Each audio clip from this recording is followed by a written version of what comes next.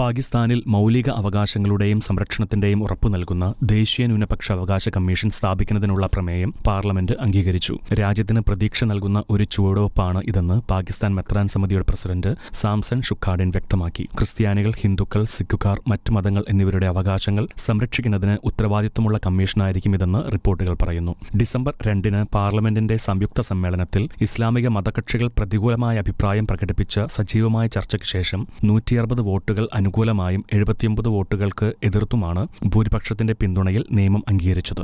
പാകിസ്ഥാനിലെ ക്രിസ്ത്യാനികൾക്കും ഹിന്ദുക്കൾക്കും സിഖുകാർക്കും മറ്റ് ന്യൂനപക്ഷങ്ങൾക്കും ഒരു നാഴികക്കല്ലാണ് ഈ നിയമം. 2014 സുപ്രീം കോടതിയുടെ ചരിത്രപരമായ വിധിക്ക് ശേഷമാണ് നിയമത്തിന് അംഗീകാരം ലഭിച്ചത്. ക്രൈസ്തവ ദേവാലയങ്ങൾക്കും മറ്റ് സമൂഹങ്ങൾക്കുമെതിരായ അക്രമങ്ങളെ തുടർന്ന് ന്യൂനപക്ഷ അവകാശങ്ങൾക്കായി സമർപ്പിച്ചിരുന്ന ഒരു പ്രത്യേക കമ്മീഷൻ സ്ഥാപിക്കുവാൻ വിവിധ രാഷ്ട്രീയ പാർട്ടികൾ ആവശ്യപ്പെട്ടതിനെ തുടർന്നാണ് കോടതി ഇക്കാര്യത്തിന് ഉത്തരവിറക്കിയത്.